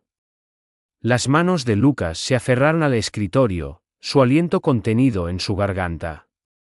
Lo dejaron, susurró. Dejaron a ese niño atrás a propósito. Tenían que localizar el servidor original. Mara abrió el camino, recordando viejos rumores de una bóveda de datos redundante bajo la terminal, una habitación supuestamente sellada después del incendio, del tipo que no existía en ningún plano moderno. Se deslizaron más allá de los hombres de Rivas durante un cambio de turno, siguiendo un hueco de ascensor en desuso y un conducto de ventilación comprometido. Al final de un estrecho túnel, detrás de un panel oxidado, lo encontraron, la sala de servidores oculta. Torres cubiertas de polvo aún parpadeaban suavemente, olvidadas pero operativas. Dentro había copias de seguridad, registros, grabaciones de cámaras que hacía mucho tiempo se habían declarado destruidas. Y sentado en medio del escritorio, intacto durante más de una década, había una fotografía quemada de un niño y su perro, pegada a la pantalla. Estaba etiquetada, Unidad Eco, última sincronización, clasificado. Lucas miró la pantalla. No solo habían borrado a Judas, habían construido un sistema diseñado para olvidarlo. El armazón dañado por el fuego de la Terminal 3 se alzaba como un artefacto olvidado, sus ventanas tapiadas, sus entradas encadenadas y señales de advertencia pegadas en cada puerta, peligro, condenado. La mayoría creía que había sido vaciada tras la explosión, su contenido retirado y sus cimientos reutilizados. Eco, sin embargo, no mostró vacilación. Tan pronto como sus patas tocaron el asfalto chamuscado fuera de la terminal barricada, se detuvo, con la nariz baja y el cuerpo rígido. Algo lo había atraído de nuevo aquí, no la curiosidad, sino la memoria. Mara y Lucas forzaron una puerta de servicio oxidada que gimió en protesta, revelando una escalera ahogada en hollín y silencio. Siguieron a Eco adentro, sus linternas cortando la oscuridad. Cuanto más se adentraban, más inquietante se sentía, como si el tiempo se hubiera detenido aquí. Las luces de emergencia aún parpadeaban en rojo a lo lejos, como estrellas moribundas. En el nivel más bajo, detrás de un pasillo derrumbado y una pared de taquillas derretidas, Eco comenzó a cavar, no frenéticamente, sino con precisión, como si supiera exactamente a dónde ir. Sus patas golpearon metal, una puerta de ascensor oculta. Sin energía, sin teclado, solo un hueco sellado enterrado durante mucho tiempo en hormigón y olvido. Lucas y Mara trabajaron en silencio, retirando paneles, conectando viejas baterías hasta que el mecanismo siseó débilmente. Las puertas crujieron al abrirse, revelando un ascensor cubierto de óxido. Entraron con Eco, el silencio envolviéndolos mientras el ascensor gemía en su descenso. Cuando se detuvo, se encontraron con un largo pasillo, más frío que el resto del edificio. Al final se alzaba una puerta tipo bóveda, sus bordes ennegrecidos por el calor, el número 3B, apenas visible bajo capas de mugre. Dentro, encontraron una cámara diferente a todo lo que habían encontrado. Las paredes estaban revestidas de fotografías, niños emparejados con perros, marcados con fechas y códigos. Algunos tenían sellos rojos sobre sus rostros, fallo súbito, otros estaban en blanco. Y en el centro mismo, iluminada solo por el parpadeo de sus luces, había una foto de Judas y Eco, intacta, sin etiqueta, como si alguien, a pesar de las órdenes, se hubiera negado a marcarlo como olvidado. Mara susurró, lo conservaron, oculto entre los escombros. Lucas asintió lentamente, un escalofrío recorriéndolo. No solo habían enterrado a Judas, habían construido una tumba alrededor de su memoria y la habían sellado con silencio. Se adentraron más en la cámara, cada respiración volviéndose más pesada, como si las propias paredes se resistieran a su presencia. El espacio era vasto pero sofocante, revestido de terminales rotas, escritorios volcados y pilas de taquillas metálicas que no se habían abierto en décadas. Pero lo que detuvo a Mara en seco no fue la tecnología, fue lo que colgaba de la pared del fondo, iluminado por el parpadeo de una bombilla de emergencia medio muerta, un dibujo, infantil, descolorido, pero de alguna manera intacto por el fuego. Garabateado con ceras de colores sobre papel arrugado, aún aferrado al hormigón chamuscado por cinta adhesiva derretida, representaba tres figuras, un niño con una chaqueta azul, un hombre de pelo oscuro y un perro a su lado, orejas erguidas, cola enroscada, inconfundiblemente Eco. Detrás de ellos, representado con trazos amarillos y naranjas pálidos, había un avión. Debajo de las figuras, una leyenda con letra temblorosa, seré valiente si vuelves. Mara se acercó, su aliento temblando. El hombre se parecía a Lucas, más joven, ciertamente, pero el parecido era asombroso. Se giró hacia él lentamente, sus ojos muy abiertos de incredulidad. ¿Lucas? ¿Conocías a Judas antes de esto? No, dijo él en voz baja, mirando el dibujo. Pero mi esposa sí. Y quizás mi hija también. Ella volvió a mirar las figuras de cera. Esto no era meramente un recuerdo, era un mensaje, una instantánea de anhelo, una súplica dibujada por un niño que había elaborado una fantasía a partir de los restos de amabilidad que le habían mostrado. Judas no solo había estado esperando, había construido un mundo donde Lucas regresaría, donde Eco volvería, donde todo lo que perdió en el fuego y el silencio sería restaurado. Mara tragó saliva con dificultad. Nunca se rindió. Lucas asintió lentamente, su voz quebrándose. Y nos recordaba. Incluso después de todo este tiempo, nos recordaba. Se miraron, la comprensión hundiéndose. Esto ya no se trataba solo de encontrar a un niño perdido, se trataba de responder a una promesa que nadie había tenido la intención de cumplir, excepto un perro, que nunca dejó de intentarlo. Mientras permanecían en el parpadeante silencio de la cámara, Echo se movió de nuevo, lenta, deliberadamente, hacia una sección de la pared del fondo que parecía más intacta que las otras. Era más lisa, más limpia, sin daños por el fuego. Olfateó una vez, luego soltó un ladrido corto y profundo, luego de nuevo, y de nuevo. Mara se giró hacia Lucas. «Está señalando». Se acercaron más. Al principio, parecía solo otra pared, pero tras una inspección más cercana, había señales.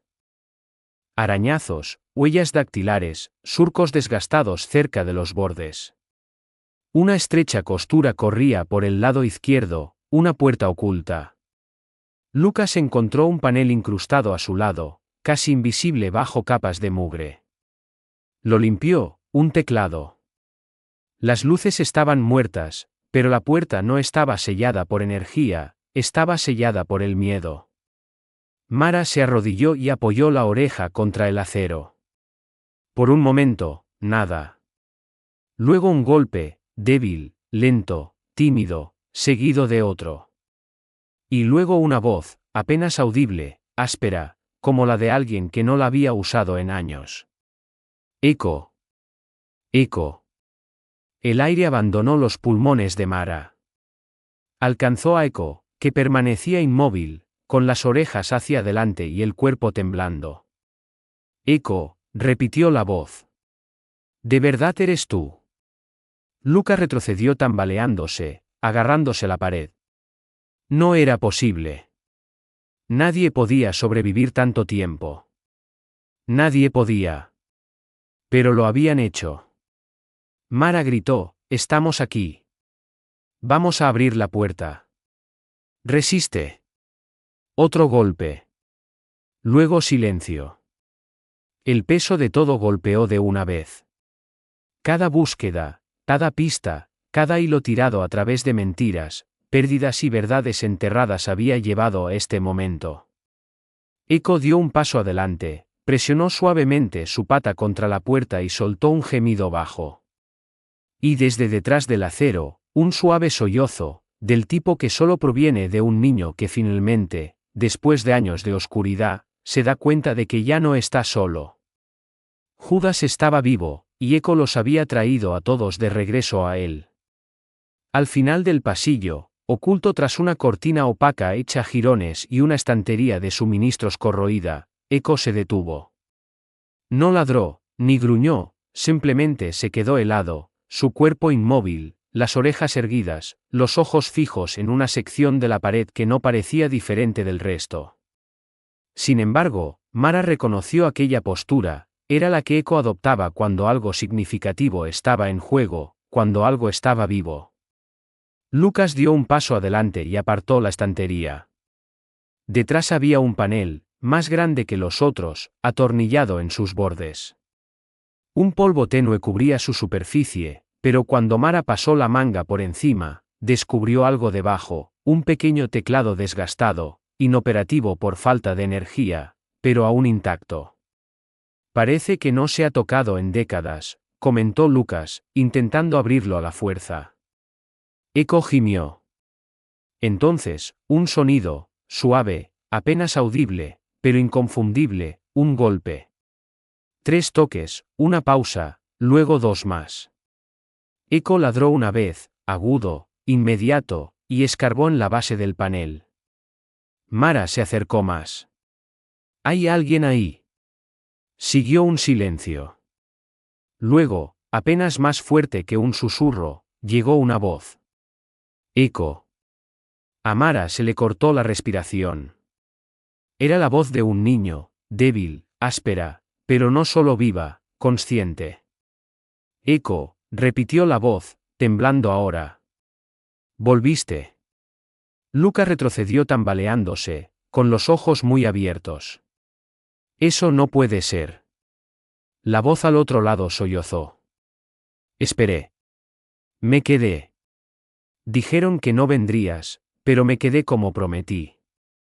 Mara cayó de rodillas, colocando la mano sobre la fría superficie. «Estamos aquí ahora. Vamos a sacarte». Echo presionó su cuerpo contra el panel, apoyando la cabeza en la esquina inferior, negándose a moverse. Gritos ahogados resonaron desde dentro, no solo miedo, no solo dolor, sino alivio.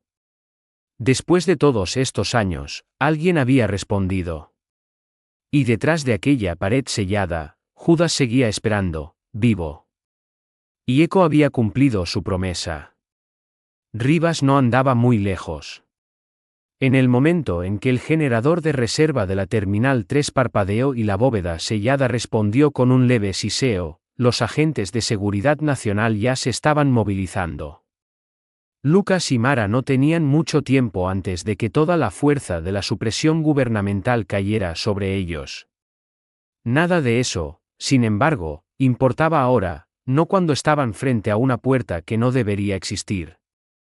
Los planos del aeropuerto no mostraban nada más allá del subnivel B, pero allí estaban, frente a un pasadizo de acero flanqueado por viejas cerraduras biométricas y una placa manchada de óxido, medio borrada por el tiempo, contención de emergencia, unidad ECO. No solo estaba fuera de los registros oficiales, había sido diseñada así, integrada en los cimientos antes incluso de que se abriera la terminal. Lucas miró de nuevo los esquemas en su tableta, ningún registro, ninguna firma, solo una sección en blanco que todos los inspectores habían pasado por alto. ¿Cuántos se habían parado en este mismo suelo, ajenos al hecho de que bajo sus pies, un niño había sido dejado para desvanecerse? Un susurro pasó de nuevo por los conductos de ventilación, débil, apagándose. Por favor. Las manos de Mara se movieron más rápido, abriendo un panel de acceso junto a la bóveda, cables, relés, viejas interfaces de codificación. Lo que sellara esta cámara ya no era digital, era analógico, mecánico, algo que ni siquiera el equipo de Rivas había desactivado, porque hacerlo significaría reconocer su existencia.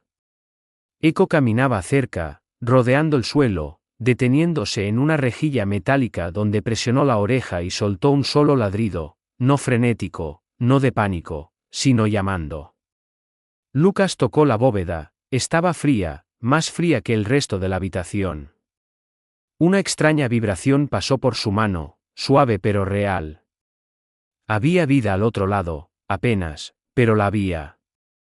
Y entonces oyeron el peor sonido imaginable, explosivos desde arriba, detonaciones controladas, un derrumbe que se estaba provocando. Rivas estaba sellando la terminal, no solo para detenerlos, sino para asegurar que nadie encontrara nunca más la verdad. Tenían minutos, quizás segundos. Y detrás de esa puerta, la voz de Judas se quebró una vez más, casi en silencio. No me dejes de nuevo. El techo tembló mientras los profundos y sordos impactos del derrumbe inicial resonaban a través de la cámara. Lucas y Mara se encogieron, el polvo cayendo de las grietas que se ensanchaban sobre ellos. La terminal estaba siendo sellada, enterrada, al igual que la verdad que habían luchado tan arduamente por desenterrar, al igual que Judas. Rivas no intentaba rescatar a nadie, intentaba completar lo que había comenzado 15 años atrás. Tenían que actuar, ya. Mara encajó su palanqueta en la juntura de bloqueo del panel mientras Lucas se apresuraba a redirigir la energía auxiliar a través de los cables puenteados. La puerta se negó a ceder, había sido soldada desde el exterior. Eco ladró furiosamente y comenzó a excavar en el borde inferior, las garras raspando el metal, dejando vetas de sangre en su urgencia. Entonces golpeó la segunda explosión. El suelo se inclinó. Una losa de hormigón se desprendió del pasillo superior y se estrelló en el pasillo justo detrás de ellos. La onda expansiva impulsó a Mara hacia adelante, su pierna atrapada bajo una tubería caída. Un grito agudo se desgarró de su garganta. Lucas corrió hacia ella, sus manos temblando mientras intentaba levantar la pesada viga. No se movía. Eco giró, agarró la chaqueta de ella con los dientes y tiró con una fuerza inesperada. Lucas añadió su peso, y con un último tirón, la liberaron. Su pierna sangraba, pero ella los apartó con un gesto. No lo dejamos, jadeó. No otra vez. Lucas miró hacia la puerta de la cámara. La temperatura estaba bajando. El monitor de oxígeno junto a la cerradura parpadeaba en rojo. Un pitido lento. Signos vitales débiles. Alguien seguía vivo, pero no por mucho tiempo. Entonces Eco se detuvo. Se quedó inmóvil, con las orejas fijas hacia adelante y el cuerpo tenso. Un sonido desde dentro, una respiración, entrecortada, superficial, y luego un golpe, apenas más que un susurro de sonido contra el acero. 3 suaves toques. Eco gimió. Lucas presionó la palma de su mano contra la puerta. Judas, estamos aquí. Del otro lado, una voz débil y temblorosa. Sabía que volverías. No había más tiempo. Si no rompían esta pared ahora, toda la terminal se derrumbaría, y Judas, después de todos estos años, se perdería de nuevo, esta vez para siempre. Todo a su alrededor era un pandemonio, paredes desmoronándose, conductos de ventilación obstruidos y el rugido del acero cayendo reverberando como un trueno por las profundidades de la Terminal 3. Sin embargo, en medio de todo ello, dentro de la maltrecha cápsula de supervivencia, el tiempo pareció suspenderse. Judas yacía acurrucado como la mera sombra de un niño, sus delgadas extremidades temblando, los labios agrietados y resecos. Su piel era pálida, aferrada con demasiada fuerza a sus huesos. Pero su pecho subía lentamente, débilmente, pero innegablemente vivo. Por un momento, Lucas y Mara no pudieron articular palabra, no pudieron moverse, simplemente observaron cómo lo imposible se materializaba. Eco se acercó sigilosamente, presionando suavemente su cabeza contra el costado de Judas. El niño se removió, sus ojos se abrieron con un aleteo, no muy abiertos, no brillantes, pero conscientes. Parpadeó 1, 2 veces, luego enfocó. Eco, carraspeó, su voz apenas un susurro, pero imbuida de algo más profundo que el reconocimiento, alivio. La garganta de Mara se contrajo. Se arrodilló junto a la cápsula, colocando su mano sobre el hombro de Judas. Estamos aquí. Estás a salvo. Te encontramos. Pero Judas no la miraba, su mirada estaba fija en Eco. No lo olvidaste, dijo, su voz quebrándose. Sabía que no lo harías. Lucas se agachó a su lado, abrumado. ¿Cómo? ¿Cómo sobreviviste? Judas intentó responder, pero una tos débil lo interrumpió. Estuvo oscuro durante mucho tiempo. Pero lo oía en mis sueños. Seguía oyendo a Eco. Me quedé callado, como me dijeron. Pero nunca dejé de esperar. Lágrimas brotaron en los ojos de Mara. Le apartó un mechón de pelo de la cara, sus dedos temblando. Estás a salvo ahora, Judas. Vas a salir de esta. Otro gemido resonó desde las paredes desmoronadas, el edificio no aguantaría mucho más. Lucas envolvió a Judas en una manta de emergencia de la cápsula y lo levantó en brazos. Judas no se resistió, mantuvo una mano extendida, buscando a Eco.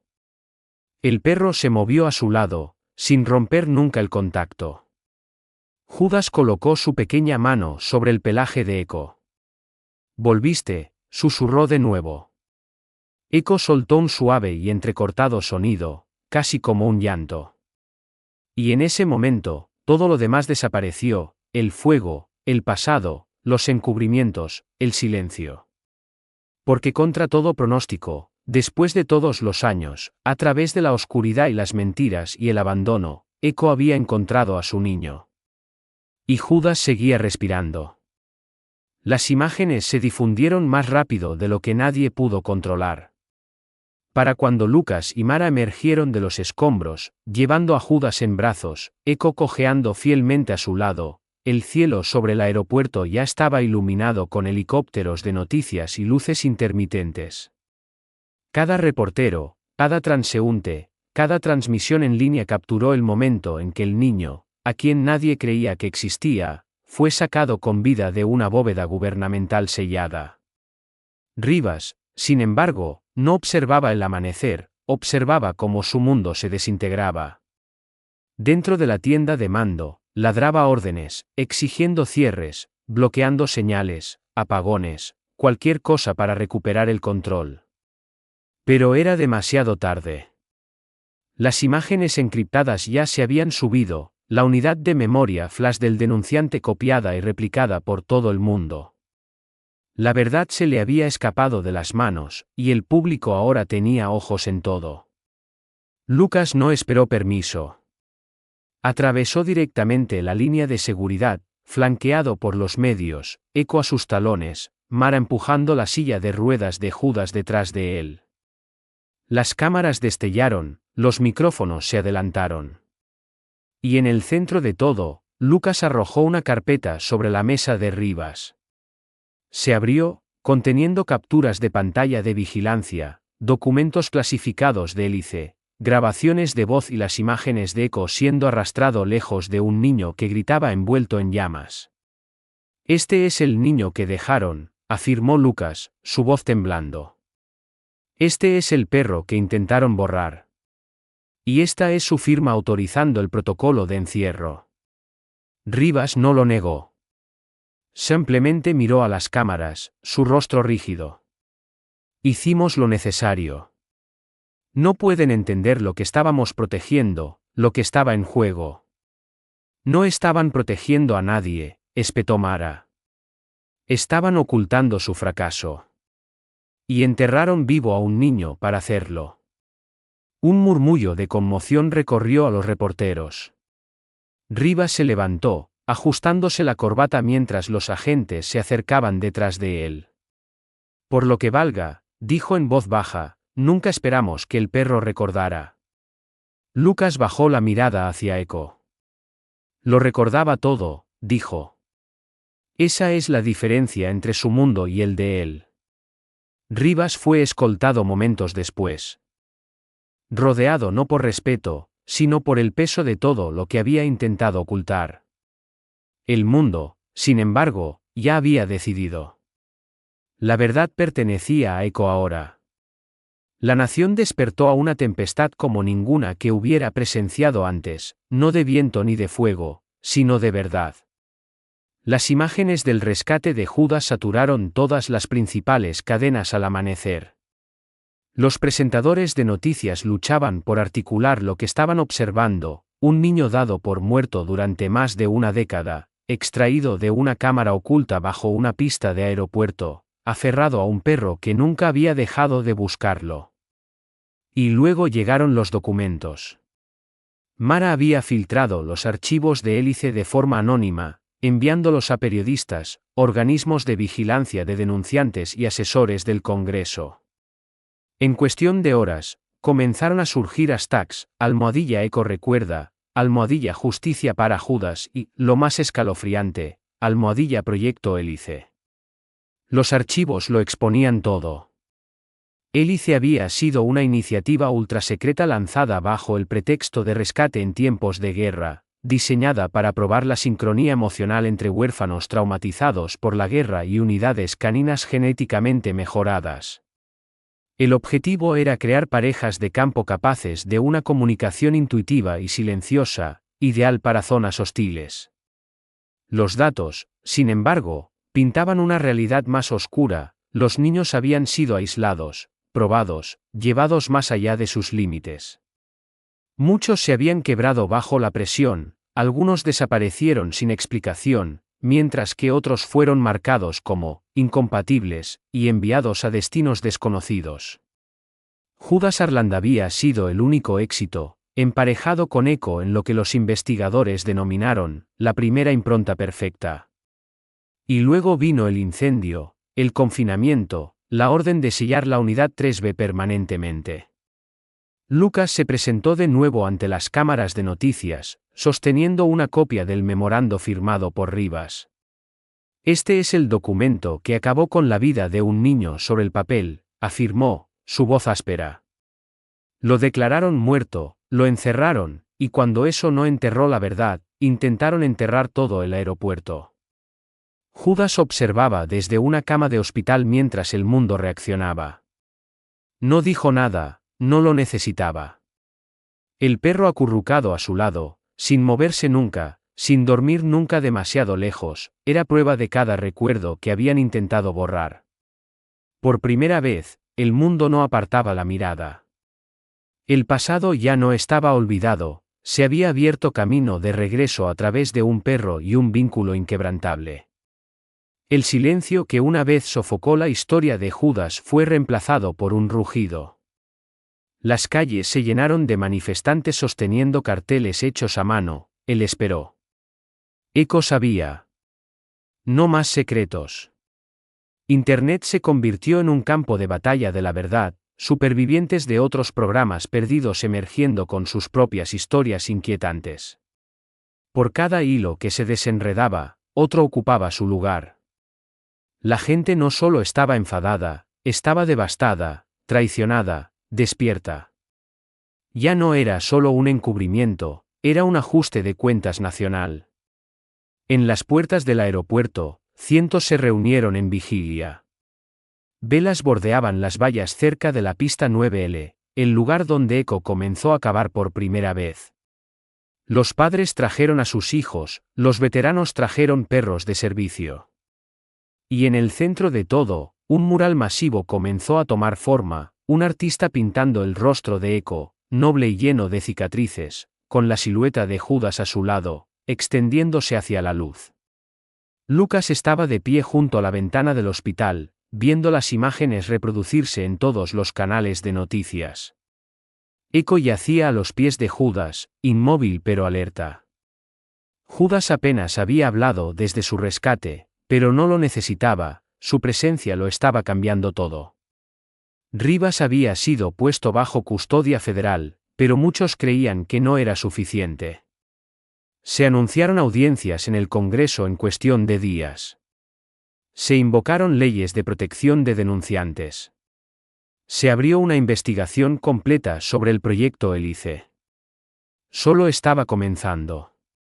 Pero en la quietud de la habitación del hospital, lejos del ruido y los alborotadores, Lucas se giró hacia Mara y le hizo la pregunta que aún lo mantenía despierto: ¿por qué mi hija tenía la foto de Judas antes de morir?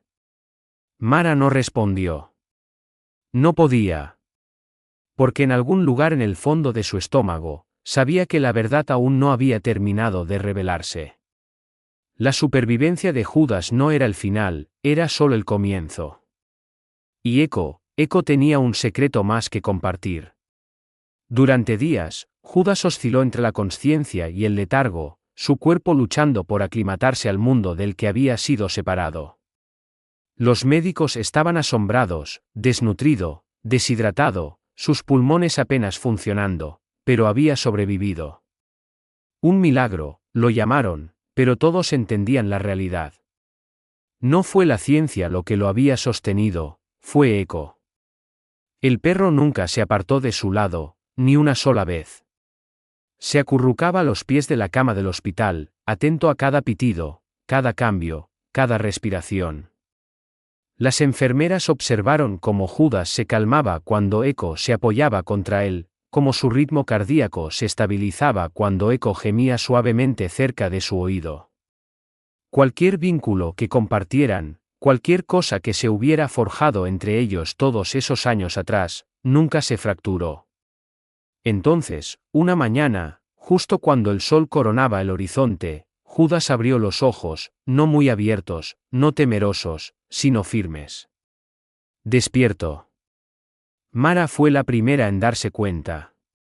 Se acercó con delicadeza, insegura de qué decir. Judas giró la cabeza lentamente, y su voz quebrada rompió el silencio. ¿Dónde está Eco? Mara sonrió, sus ojos ardiendo. Está aquí mismo.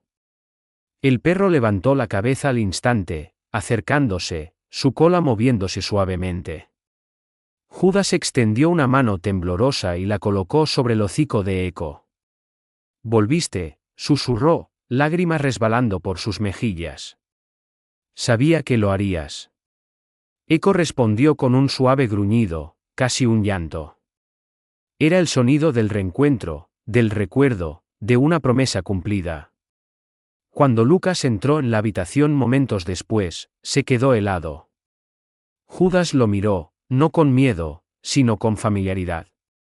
Su voz era más débil ahora, pero sus palabras quedaron grabadas en el aire. Ella dijo que vendrías también. El corazón de Lucas se detuvo. ¿Quién? Judas parpadeó lentamente. La niña. La que me dejó la pulsera. Dijo que me encontrarías algún día. Las manos de Lucas temblaron. Esa pulsera, la encontrada enterrada con los dibujos de Judas, la que su hija había llevado antes de morir. Clara. Cayó de rodillas junto a la cama, las emociones chocando todas a la vez. ¿La viste? Judas asintió débilmente. Intentó llegar a mí. Casi lo hizo.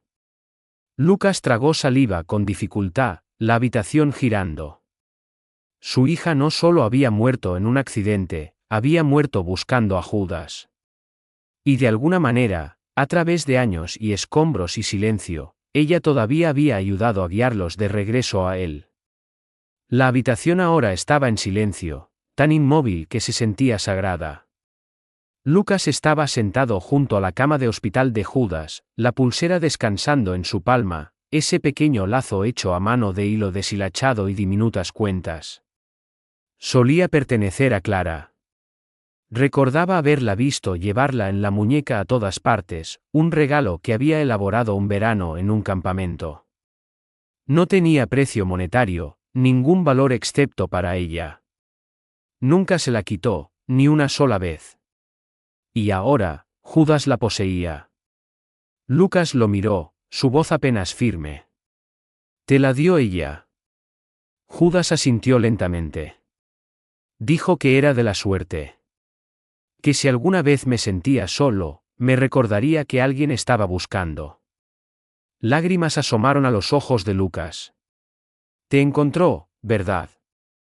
Judas vaciló, sus ojos vidriosos por el recuerdo. No del todo. No pudo entrar. Lo intentó. Sabía que me estaban escondiendo.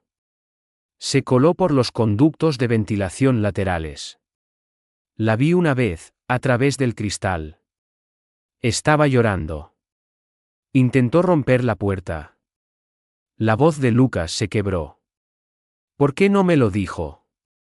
Judas respondió con un susurro, tenía miedo. Dijo que si se lo contaba a alguien, me trasladarían, que no le creerías. Pensó que si encontraba pruebas, podría traerte de vuelta con ella. Lucas bajó la cabeza entre las manos. Todo tenía sentido ahora, las noches en vela, el secretismo. El informe del accidente que nunca cuadró del todo. Clara no había estado en un vuelo al azar aquella noche, iba a encontrar a Judas, y casi lo había logrado. Mara dio un paso adelante, su rostro pálido con la misma comprensión. Murió intentando salvarlo. Lucas asintió, su voz rota.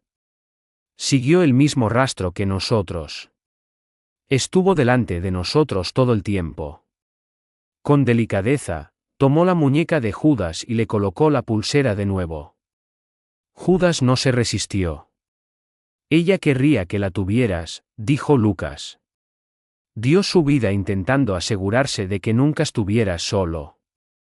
Judas cerró los ojos, una lágrima resbalando por su mejilla. No falló, susurró. Y en ese momento, Lucas sintió que algo cambiaba, no culpa, no duelo, sino cierre. Clara había sido el hilo perdido todo el tiempo, la que los unía, la razón por la que Eco seguía cavando, la razón por la que el pasado se negaba a permanecer enterrado.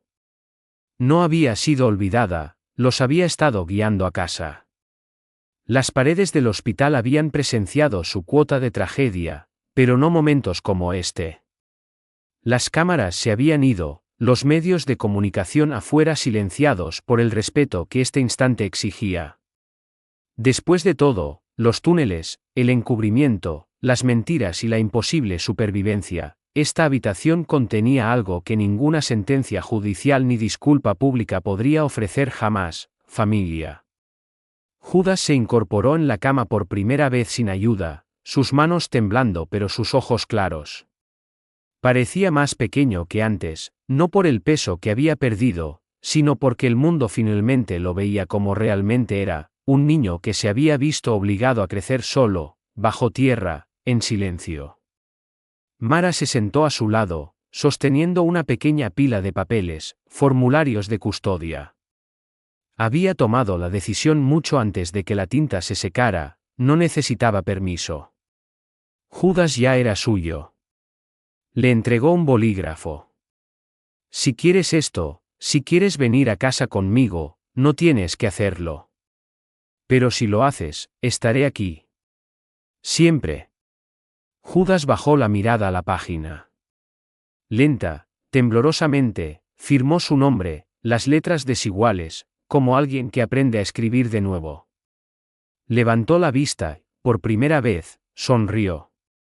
Lucas dio un paso adelante a continuación, sosteniendo algo en su mano, un pequeño papel doblado, uno de los dibujos de Clara de cuando era más joven, una imagen de un niño y un perro bajo un árbol, rodeados de estrellas. Sin nombres, solo las palabras: en algún lugar, alguien te espera. Lo colocó junto a Judas. Ella creía en ti. Yo también. Las manos de Judas buscaron las suyas, el contacto breve pero suficiente. Luego se giró hacia Eco, que había estado tumbado a los pies de la cama. El perro se levantó como si entendiera lo que venía después. Judas se inclinó, rodeó el cuello de Eco con los brazos y susurró: tenemos un hogar ahora. Fuera de la habitación, una enfermera se secó una lágrima. En un mundo tan lleno de ruido y caos, este momento, silencioso, puro, sin defensas, era un recordatorio de que la curación no siempre llegaba con sirenas o discursos. A veces llegaba con una firma, una segunda oportunidad y la promesa de que esta vez, nunca más lo dejarían atrás. Una semana después, el aeropuerto se transformó. Lo que una vez fue un símbolo de silencio y encubrimiento ahora se convirtió en un monumento a la lealtad, la supervivencia y un vínculo que desafiaba el tiempo. La pista 9L, el mismo lugar donde Eco comenzó a cavar, el suelo donde la verdad se había abierto camino a la superficie, había sido rebautizada en su honor: Línea Eco. La ceremonia de dedicación atrajo a miles. Presentadores de noticias estaban hombro con veteranos, niños, supervivientes, incluso funcionarios que alguna vez habían ignorado la existencia de Judas. Vinieron no por política, no por cierre, sino para presenciar un legado tallado en algo más poderoso que las palabras: devoción. En el centro de la pista se alzaba una estatua de bronce de tamaño natural de Eco, una pata levantada, ojos fijos al frente, cola inmóvil, como si guardara para siempre al niño al que nunca renunció. A sus pies, una pequeña placa rezaba: él recordaba. Judas estaba de pie junto a Mara, aún frágil pero más fuerte ahora. Su piel había recuperado el color, sus ojos la luz. Llevaba un traje que no le quedaba del todo bien, las mangas demasiado largas, los zapatos prestados, pero nada de eso importaba. Sostenía la correa de Eco como si fuera de oro. Lucas también estaba allí, con las manos en los bolsillos, observando en silencio desde el borde de la multitud. No por reconocimiento, sino por algo más profundo, por el momento en que la silenciosa misión de su hija se convirtió en algo eterno. Cuando el alcalde tomó el podio, su voz tembló. Hoy honramos a un héroe. No a un soldado, no a un político, sino a un pastor alemán que nunca dejó de creer que alguien valía la pena ser salvado en un mundo tan rápido para olvidar. Eco recordaba. El aplauso fue atronador. Pero el momento más ruidoso no provino de un discurso ni de un grito de júbilo ni del sonido de los aviones volando por encima. Llegó cuando Judas se arrodilló junto a la estatua, colocó su mano sobre la fría pata de bronce y susurró algo que solo Eco pudo oír. Y Eco, más viejo ahora, con los ojos encanecidos y el cuerpo cansado, movió la cola una vez. Porque sabía que este no era solo su día, era la victoria de ellos. Tras la ceremonia, cuando la multitud se había dispersado y los reporteros habían guardado su equipo, Lucas se encontró de pie solo en el silencioso pasillo de su casa, una caja desgastada bajo el brazo. Era uno de los últimos objetos que conservaba de la habitación de Clara, sellada intacta desde el día en que falleció. Nunca había podido abrirla hasta ahora. Se sentó al borde de su cama, el aire denso de recuerdos. Dentro de la caja había fragmentos de su caligrafía, fotografías de ella y Eco cuando era un cachorro, viejos dibujos, mapas de vuelo, debajo de todo, una carta, doblada 3 veces, sellada con cinta rosa y marcada con su letra, si no vuelvo. A Lucas se le cortó la respiración. Sus dedos temblaron mientras desdoblaba la página. La tinta se había corrido en algunos lugares, daños por agua, quizás lágrimas, pero sus palabras seguían allí. Papá, sé que no entenderás por qué tuve que hacer esto, pero encontré algo. Alguien. Se llama Judas. Es real. Está ahí abajo en los túneles, esos de los que nadie habla. Creen que nadie me creerá, pero sé lo que vi. No puedo marcharme. No si hay una oportunidad de traerlo de vuelta. Y Eco. Eco lo recuerda. Te juro que sí. Si me pasa algo, prométeme que seguirás cavando. Eco te mostrará el camino. No pares. No importa lo que digan, por favor, encuéntralo. Eco te guiará. Lucas dobló la carta lentamente, con el corazón hecho pedazos. Todo tenía sentido ahora. Cada noche de insomnio, cada momento en que parecía distante, no estaba perdida, era valiente, más valiente de lo que nadie le había reconocido. Se levantó y caminó hacia el salón donde Judas estaba dibujando junto a Eco en el suelo. Lucas le entregó la carta. Ella nos dejó esto. Judas la leyó, luego la colocó suavemente en su regazo. Cumplió su promesa, susurró. Y ahora nosotros cumplimos la suya.